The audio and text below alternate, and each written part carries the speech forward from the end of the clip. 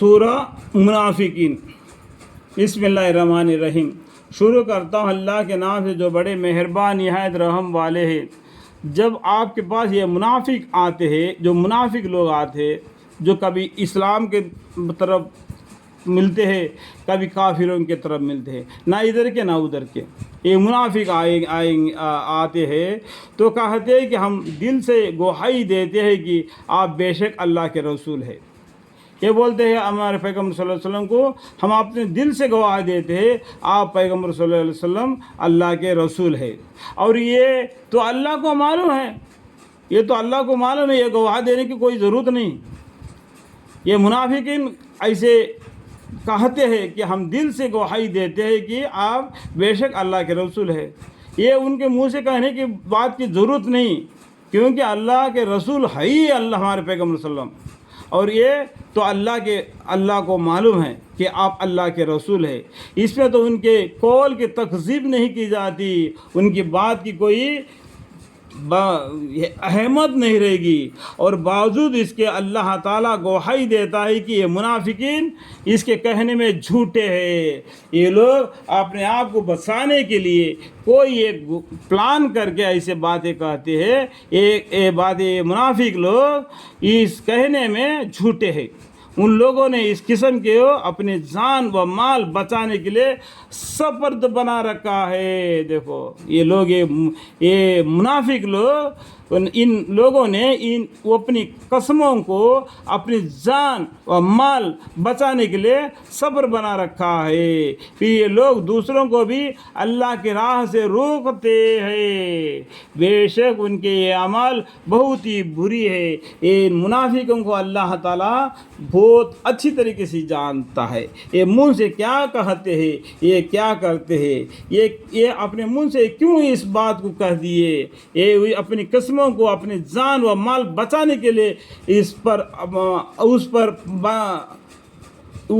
صبر بنا رکھا ہے۔ اس پر اللہ تعالیٰ جاننے والا باریک بن باخبر ہے ان منافقوں کے بارے میں۔ اور ہمارا یہ کہنا ہے کہ ان کے اعمال بہت ہی برے ہیں۔ یہ سب سے ہے کہ یہ لوگ اول ظاہر میں ایمان لائے، پھر کلمات کفریہ کہہ کر، یعنی کفر کے باتیں کہہ کر کافر ہو گئے۔ پہلے مسلمان ہوئے پھر کافر ہو گئے کفر کی باتیں کہہ کر، سو ان کے دلوں پر مہر کر دی گئی۔ اللہ تعالیٰ نے ان کے دلوں پر مہر کر دی گئی۔ یہ حق بات کو نہیں سمجھتے۔ حق کیا ہے؟ ایک اللہ ہے، آخری پیغمبر ہے، یہ قرآن ہے قیامت تک کے لیے۔ یہ حق بات کو نہیں سمجھتے۔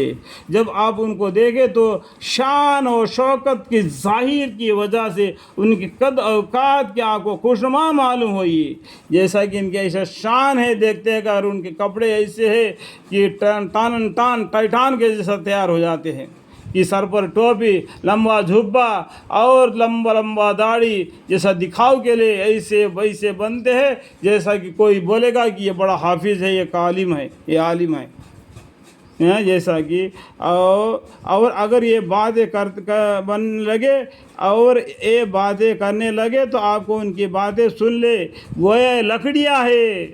یہ کیا بولتے ہیں؟ جب آپ ان کو دیکھیں تو شان اور شوکت کی ظاہر کی وجہ سے ان کی قد اوقات آپ کو خوشنما معلوم ہو، اور اگر یہ باتیں کرنے لگے تو آپ ان کی باتیں سن لے گویا لکڑیاں ہے جو دیوار کے سہارے لگائی ہوئی کھڑی ہے۔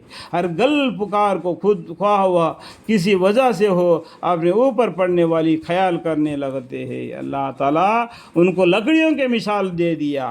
ان کے شان و شوکت سے آپ کو ایسا معلوم ہوتے ہیں کہ گوئے لکڑیاں ہے جو دیوار کے سہارے لگائی ہوئی کھڑی ہے۔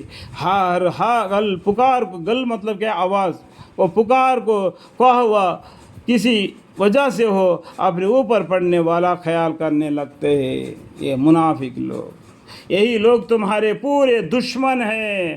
اللہ تعالیٰ بولتے ہیں یہی لوگ تمہارے دشمن ہیں، دکھاؤ کے لیے اسلام کے اندر گھس جاتے ہیں، کافروں کو اپنا خبر پہنچا دیتے ہیں، اور تمہارے ساتھ لڑائی میں شامل ہوتے ہیں، پھر بھی تھوڑا سا لڑائی کرتے ہیں، وہ بھی تھوڑا تھوڑا، اور بھی اس میں بھی فتنہ افراد کر کے اس لڑائی میں بھی بے پرواہی کرتے ہیں جس میں اسلام کی ہار ہو۔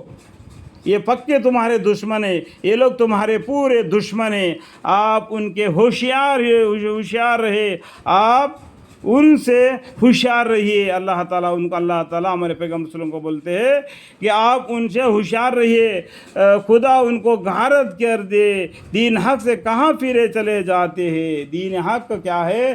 دین اسلام ہے، اس سے چھوڑ کر کہاں پھرے الٹے چلے جا رہے۔ ان الدین عند اللہ الاسلام۔